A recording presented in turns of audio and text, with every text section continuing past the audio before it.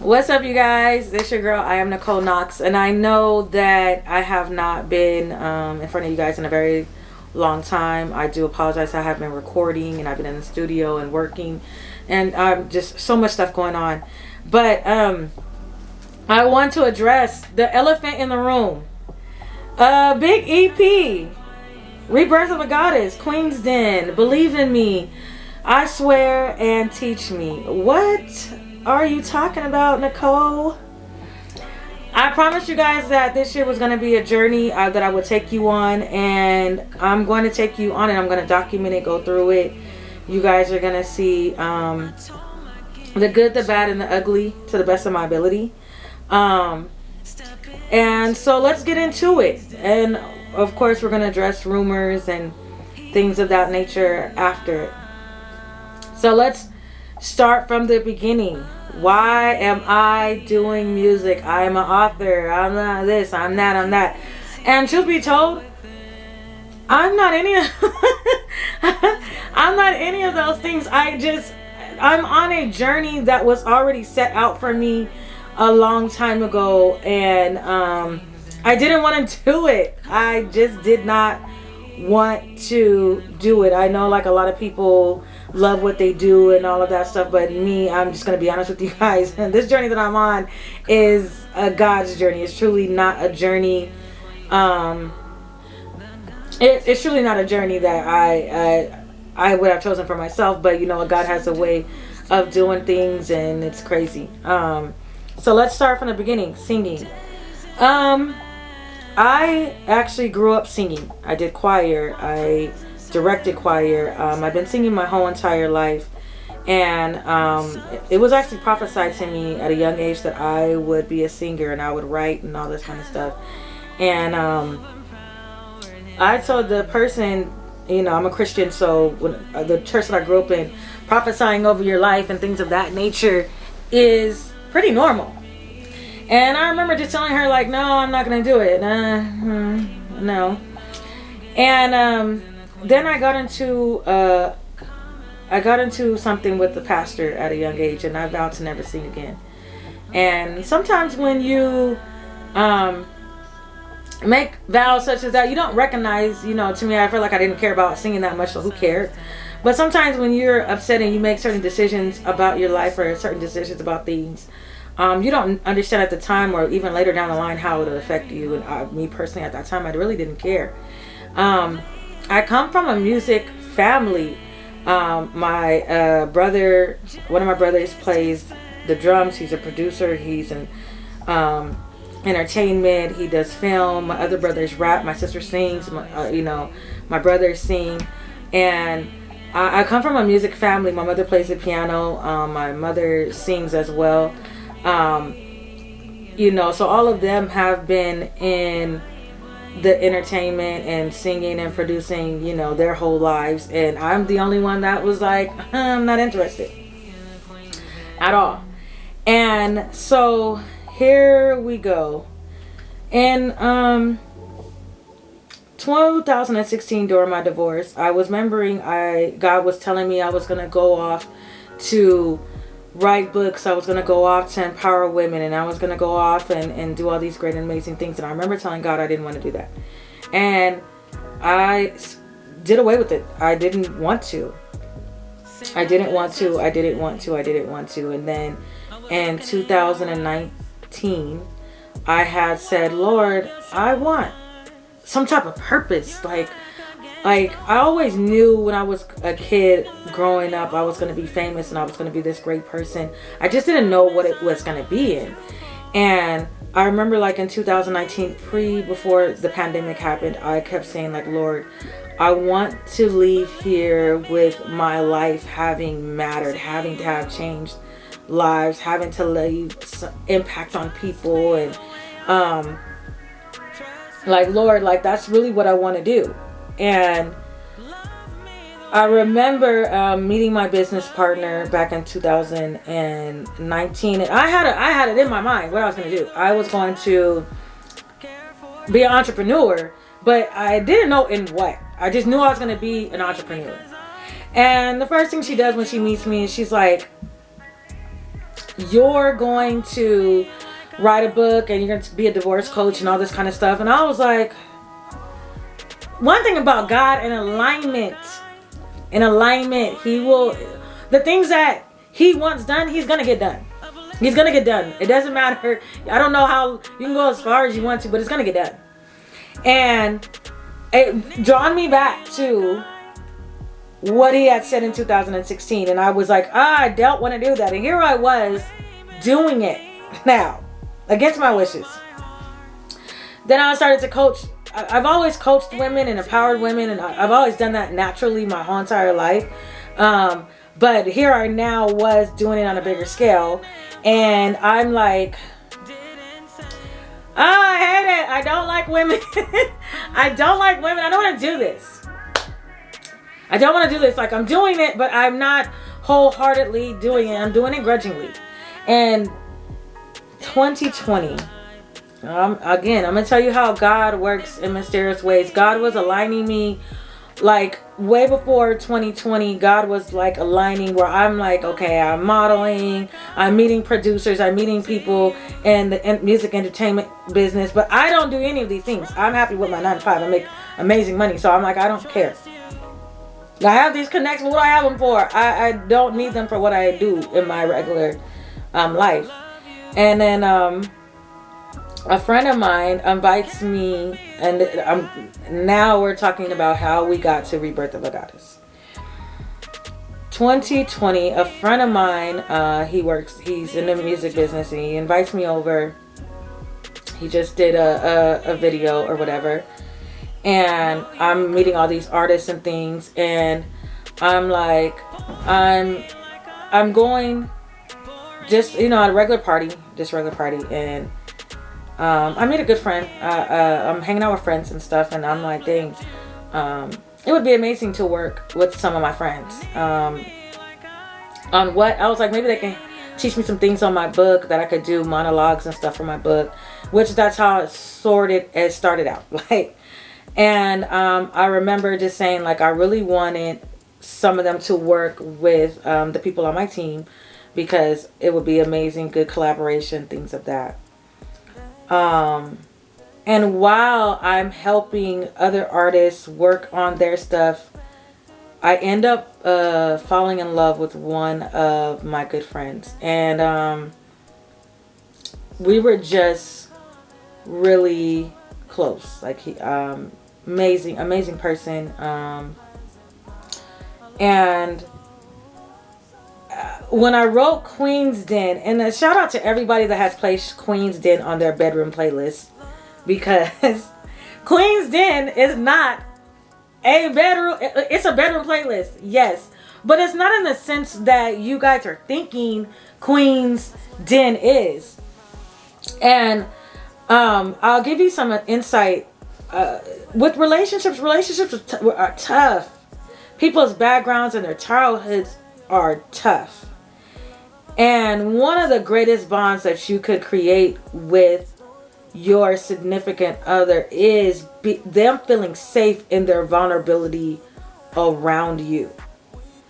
And that's what Queen's Den is about. Queen's Den is not being yes, you could be a sexual demon, hey, but it was not written about that. And it was written because when you and your specific person, your special person, and they're going through a bad day and they're going through a hard time and they're in their most vulnerable time, and they can come to you in their most vulnerable state, and they can cry, they can just be who they are, and they can let it all out to you and feel safe in that moment, and you support and you love them. And then of course you do the extras after. That is the greatest intimacy of it all. And that's what Queens did. One of the things that I've always admired about all the relationships that I've been in is that one of the things is all three of the men that I've ever loved or been in a relationship with can trust me. They can trust me with their secrets. They can trust me with their I've never been the type of woman that if you told me something bad, or I never blasted your weaknesses to you, or I never blasted your weaknesses to other people. Whatever what was said between us in privacy was always said of us, and I never used it against you in an argument. And I love, one of my biggest things about me in a relationship is that I'm the type of woman where my man has to trust me. His heart, I want my man's heart, because if you have his heart, you can do anything. He'll do anything for you. A lot of women be like, oh, I want money, blah, blah, blah, blah. No, I want his heart. I want his heart to trust me. I want him to feel like he can come to me, that I'm his friend. Before anything, nothing will change. And that was what Queenston was about. It was sharing a moment that I had with my friend, who I was also seeing. And I wrote it because the greatest intimacy is when your person can cry in front of you, or they could be upset, or you could talk through a childhood trauma, and you could be there for them, and you could love on them in that moment. That is the greatest passionate intimacy that you could ever bring with someone. And that's why I call it the Queen's Den. And the reason why I call it the Queen's Den is because for me, when you come to me and we're in the room and we're talking and it's vulnerable time, all bets is off. All bets is off with the Queen. All bets is off. We're getting down to the nitty gritty. We're getting down to the trauma. If we're crying together and holding each other, we're crying together and holding each other. There's no pride. There's no nothing in the Queen's Den. Like, there's nothing. It's just you being you. And in that very moment, I get to love on you. I get to give you kisses and hugs, and I get to do whatever I want to you. So after you leave, you feel better. You're happy. It's taken care of. It's straightened out. Everything, emotionally, physically, all of that is taken care of. And that's what Queen's Den was about. I have so many people. The conversation I got today was, oh, I'm about to just dominatrix the Queen's Den. And I was like, okay, but that's not, okay. That's not, a lot of people are like, I'm like, Queen's Den was meant to be about vulnerability, passion, intimacy, and bringing you closer together with your significant other, and it being the greatest experience that you and your significant other have. And that's what was Queen's Den. The next song on my and I will say this, and I will openly say this, that whole EP is about that time and experience that I had with that person. The entire thing. Were we in a committed relationship? No, I don't want to give no false narratives or statements. So there was never no reason for me to act crazy, or for me to do anything, because we were friends. I truly believe that you have to be friends first before you decide to really date and all that kind of stuff. You have to be friends first so that you get a clear understanding of whether or not you want to really do this with somebody. And I am a big thing on, we have to be friends first. We have to build that friendship foundation first, and then see where it goes from there. If it leads to us one day being in a relationship, so be it. So, you know, we had a lot of vulnerable moments where we were like learning each other. And I remember just looking sometimes and seeing, there was a lot of things about him that I just didn't understand. And one of the things that I like to understand is I like to understand your childhood, and I like to dig into your childhood, because that teaches me how to love you. And I wrote Teach Me because I really wanted to learn how to love him. Like, it's very important for me to learn how to love the people that I'm closest with the most, which is, whether it's family or friends, I always get to learn their habits, what they like, what they don't like, anything like that. That's always very important to me. So it was very important to me to really not only know his love language, but also to, like, what does that mean to you? Like, what does your love language look like? Like, yes, quality time, but what exactly does that quality time look like? Words of affirmation, what does that actually really look like? You know, things of that nature. Like, I really wanted to know, like, what that looks like on his side. Now we're getting to the nitty gritty. believe in me. One of the things that I notice about men, and I don't like it, but it happens more so, especially with men that have a crazy past or a past or whatever. I had just came on the scene in his life, and there was people there that were there before me. And when I wrote Believe in Me, I wrote Believe in Me because one of the hardest things about dating somebody that's in the industry or anybody that's doing entertainment or anything that has to do with success, people don't necessarily see the snakes around them, but your partner does. Why? If you have a good partner, your partner's paying attention. And when one partner is really busy, always working, always trying to get better, always just, you know, like, you can get so caught up and so consumed, but you always have that other partner. So you're not by yourself, and you have that partner that's watching your back. They're in the mud with you, so you're not by yourself, but your partner is paying attention to everything that goes around you, especially if she's a woman. One thing about women that I love, we don't mess around when it comes to our significant other. We're paying attention. There's too many men getting done wrong in life in general, not just in the entertainment industry, not in, like, just in general. And it's sad to say, but the most likely person to set a man up is somebody in his close circle. And I remember, you know, when I first met him, and I've been his friend for a while, and I just kept saying, like, you're never safe to me. Like, I always feel like something can happen to you, or people are going to hurt you, or people are going to do stuff to you. And I just felt like he never saw it because he was always so busy. But I did. And I was just like, bro, like, nah. And I remember talking to him about it all the time. And, you know, he used to say that it was hard for him to hear.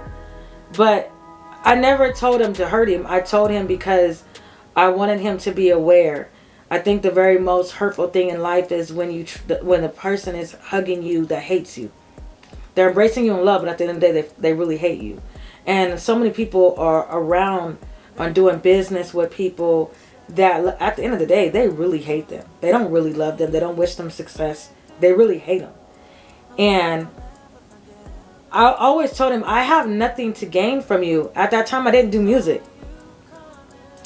I was already invested into everything, into his business. I was already in the mud with him. I was already doing stuff with him. I was already working with him. And I was like, you don't ever got to mention my name. Nobody got to ever know but me and you. I don't want nothing from you. I just want you to win. And that was harder for him to believe than it would. It seemed like it would. Then, you know, he always made me try to have to prove to him on why this and why that. And I'm like, damn, why can't somebody just love you? Like, why can't somebody just see that you deserve to win because you're always taking an L? And why does somebody have to prove their reasoning on why they want to help you?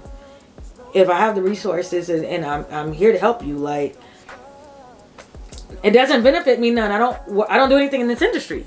I'm really at your beck and call helping you. Like, and you know, by helping you, if it works out to help me, why not? And I learn more. I'm learning more to help you. And I remember just diving into music, diving into how to do beats. That's how me being a producer came about, because I was producing stuff for him. And I'm like, this is just, you know, crazy. I'm now I personally make his beats. Now I'm personally doing this and that. And I'm up all night with him. Like, I'm up all night working with him. And I loved it. I loved it. I loved it. I loved every bit of it. I loved it. That's how I got into music videos, was because of him. I loved every minute of it. Stressful, tired, up all night. I loved it. Then here comes one day, when you stand, you got to stand for something. And I got tired of, I almost felt like I was having to prove that I was on his side, that I was there for him. And I remember one day, it just came to the realization, like, this, I cared more about this person than this person cared for me. And it was the way that he had spoke to me, or it's just, one day I just looked and I was just like, you're really actually kind of disrespectful. Like, frustrated. Yeah, I've dealt with that. And he, he always got mad, like, oh, you're always upset with me. Now I used to say, no, I'm upset with how people act towards you. I'm upset with how people treat you. I'm upset with how people handle business with you. I was never upset with him. It was just how people acted around him. And I just remember one day I was like, dang, you treat those people with kindness, but me, you treat the worst. And I don't want nothing from you. At that moment, it was crazy. I didn't even want a relationship. I didn't want no title.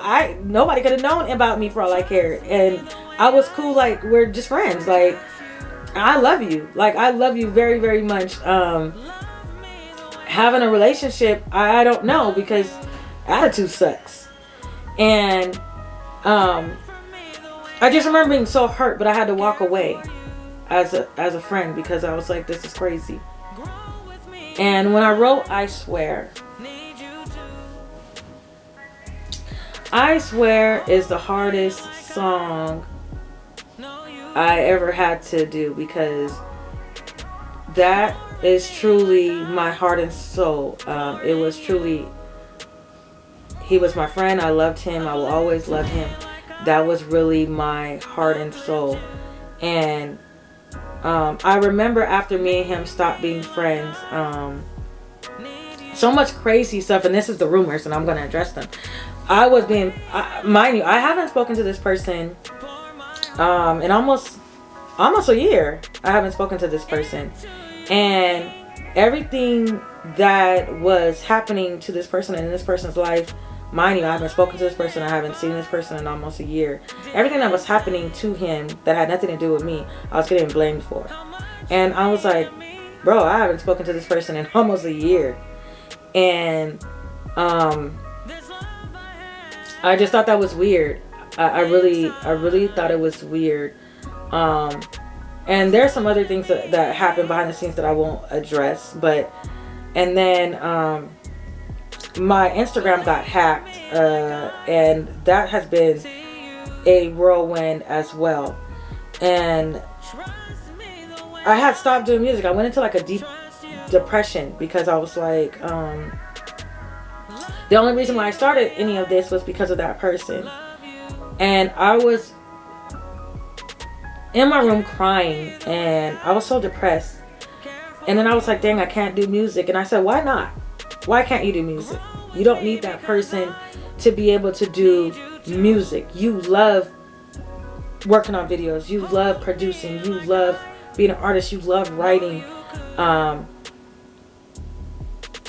You love it so much you can't function without doing it. You have to do it. And I'm not where I just recently started going through artist development. I'm in the studio working really hard, and I was like, God, it's so funny how what the devil meant for bad, you will literally turn out for your good, and you will get the glory for it. Because I told God I needed a purpose. I wanted a purpose. I wanted a stamp, and I had read music off, and I remember it brought me back to that lady saying, you're gonna do music. And here I am doing music. And I thank God for that situation, even though it was a bad situation. I thank God for that situation, because I would have never did music without that situation. And I truly, truly, truly, truly am grateful for it. I'm truly grateful. I don't regret anything. It has made me work harder. I'm laughing at all the people that make stupid comments on my page, because I'm like, I don't care. I was not in a relationship with that person. So all this stuff that y'all are making up, and all of this stuff that y'all going with, and all this stuff that y'all running with,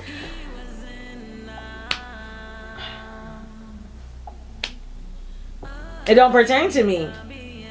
It don't pertain to me at all. Like, I'm like, why? Out of all the people, like, why? But, to each his own. But that Rebirth of a Goddess, and the reason why it's called Rebirth of a Goddess, because I literally died. I literally died. Sometimes I kept telling myself, like, heartbreaks are supposed to get better. But the truth of the matter is, I loved all three of the men in my life. I loved them all very differently. And, you know, my ex-husband, I was like, oh, it can't get no worse than that. And then I met somebody else, and it was amazing. And it was terrible when me and him split. And I said, oh, it can't get no worse than that. And then when I had this situation, and I was like, wait, it can get worse. And I just was like, this is crazy.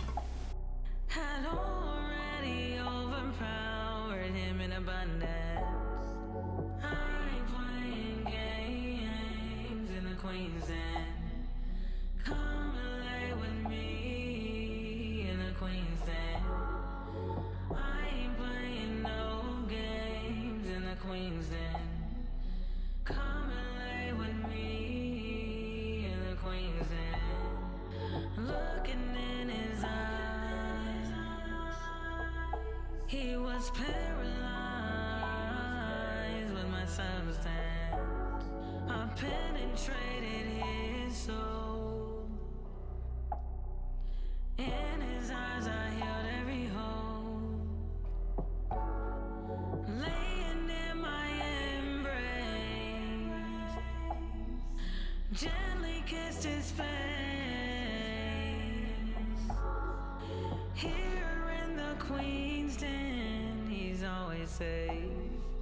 I ain't playing games in the Queen's Den. Come and lay with me in the Queen's Den. I ain't playing no games in the Queen's Den. Come and lay with me in the Queen's Den.